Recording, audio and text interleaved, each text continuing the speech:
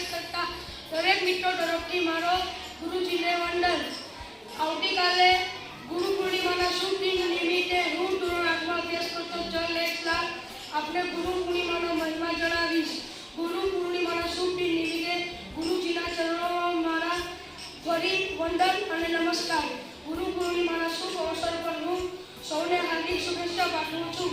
આ એક મહત્વપૂર્ણ તહેવાર છે જે આપણી સંસ્કૃતિ અને પરંપરાનો અભંગ ભાગ છે। ગુરુ પૂર્ણિમા આપણને યાદ કરાવે છે કે ગુરુઓ આપણા જીવનમાં કેટલું મહત્વવાન છે। ગુરુઓ આપણને સાચો માર્ગ અને સાચી દિશા બતાવે છે।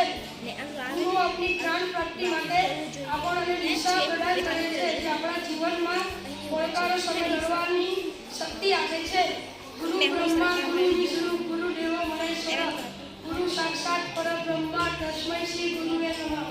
અર્થાત ગુરુ બ્રહ્મા છે, ગુરુ વિષ્ણુ છે, ગુરુદેવ મહેશ છે, ગુરુ સાક્ષાત પરમ પિતા પરમેશ્વર છે। આવા આદરણીય ગુરુજીને મારા પ્રણામ। અંતે હું ગુરુ પૂર્ણિમાના શુભ દિન નિમિત્તે ગુરુજનોને આભાર માનું છું અને ગુરુઓને આભાર વ્યક્ત કરું છું। સર્વ ગુરુજનોને મારા નમસ્કાર। Thank you. અષાઢ પૂર્ણિમા દિવસે ઉજવવામાં આવે છે। આ દિવસ તમામ ધર્મના લોકો દ્વારા ઉજવવામાં આવે છે। ગુરુઓને સમર્પિત આ પૂર્ણિમા ગુરુના આદરથી વધુ રંગીન બની જાય છે। આ પૂર્ણિમા આદિગુરુ વેદ વ્યાસના જન્મદિન નિમિત્તે ઉજવવામાં આવે છે। દરેક વ્યક્તિના જીવનમાં ગુરુનું મહત્વ હોય છે। ગુરુ માર્ગ દ્વારા વ્યક્તિને ધનવાન સુધી લઈ જાય છે। ગુરુને જીવન નિસ્વાર્થ છે। ગુરુ માત્ર જ્ઞાન અને સંસ્કાર આપવાનો જ પોતાનો હેતુ માને છે।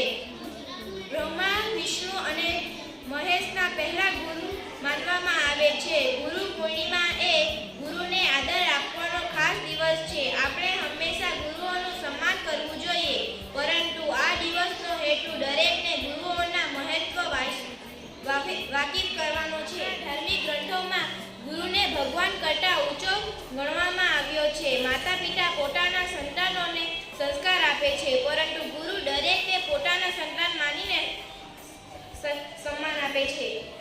આમ સૌના જીવનમાં ગુરુને ખૂબ જ મહત્વ હોય છે। મારા તમામ ગુરુઓને મારા કોટી કોટી વંદન। Thank you.